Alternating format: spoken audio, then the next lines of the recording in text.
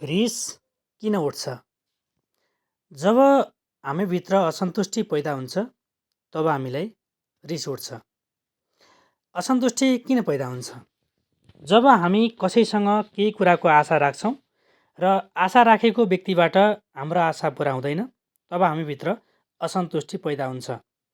त्यही असन्तुष्टिका कारण हामीमा मानसिक विचलन हुन थाल्छ। यस्तो खाले मानसिक विचलनले गर्दा हामीले आफ्नो विवेक प्रयोग गर्न सक्दैनौँ। जब विवेक प्रयोग गर्न सकिँदैन हामीले को असल छ को खराब छ, कसले हामीलाई राम्रो गरिरहेको छ कसले नराम्रो गरिरहेको छ, को हुँदा हाम्रो दैनिक जीवन सरल भइरहेको छ र नहुँदा जीवन नै जटिल अवस्थामा पुग्छ नै थाहा पाउँदैनौँ र अन्तत्वगत्वा हामी पतनको सङ्घारमा पुग्छौँ। असन्तुष्टि हटाउन के गर्ने त? सकिन्छ भने कसैसँग केही पनि आशा नराख्ने। तर वास्तविक जीवनमा हामी कसै न कसैसँग आशा नराखी बस्न नै सक्दैनौँ।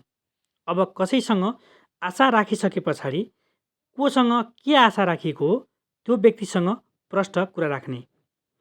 यदि हामीले हाम्रो कुरा स्पष्टसँग भन्यौँ भने त्यो व्यक्तिलाई हामीले आश गरेको कुरा थाहा हुन्छ र त्यो कुरा उसले पुरा गर्न सक्ने अवस्था छ भने पुरा गर्छ र नसक्ने अवस्था छ भने कि चुप लाग्छ कि सक्दिन भन्छ। यो कुरा चाहिँ हामीले बुझ्छौँ र हामीभित्रको असन्तुष्टि सन्तुष्टिमा परिणत हुन्छ।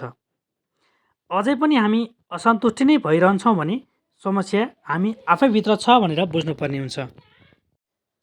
समस्या आफैभित्र छ भने के गर्ने त? यदि हामी कसै गरी पनि खुसी हुन सक्दैनौँ, सन्तुष्ट हुन सक्दैनौँ, रिस मात्र उठिरहन्छ भने हामी पूर्ण रूपमा अर्को व्यक्तिमा परनिर्भर छौँ। अर्कोको सहयोग बिना केही गर्ने साहस नै आउँदैन, किनकि हामी आत्मनिर्भर छैनौँ।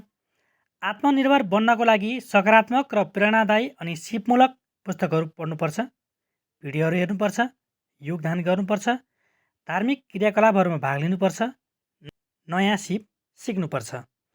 यसो गरेमा हामीभित्रको समस्या बिस्तारै हट्दै जानेछ। परनिर्भरताबाट आत्मनिर्भरतातिर अग्रसर हुँदै गइन्छ। यसो हुँदा हामी अरूसँग आशा गर्न छोड्छौँ। जब अरूसँग आश राख्ने अवस्था आउँदैन तब हामीभित्र असन्तुष्टि पैदा हुँदैन। असन्तुष्टि पैदा नभएपछि हामीलाई रिस पनि उठ्दैन। रिस नउठेपछि आफ्नो वरपरका सबै मानिसहरूसँग हाम्रो व्यवहार सुमधुर रहन्छ। सबैसँग असल व्यवहार भइरहेको कुरा हामी आफैलाई पत्तो हुँदैन। संसार सुन्दर देख्न थाल्छ, संसार स्वर्गतुल्य लाग्न थाल्छ।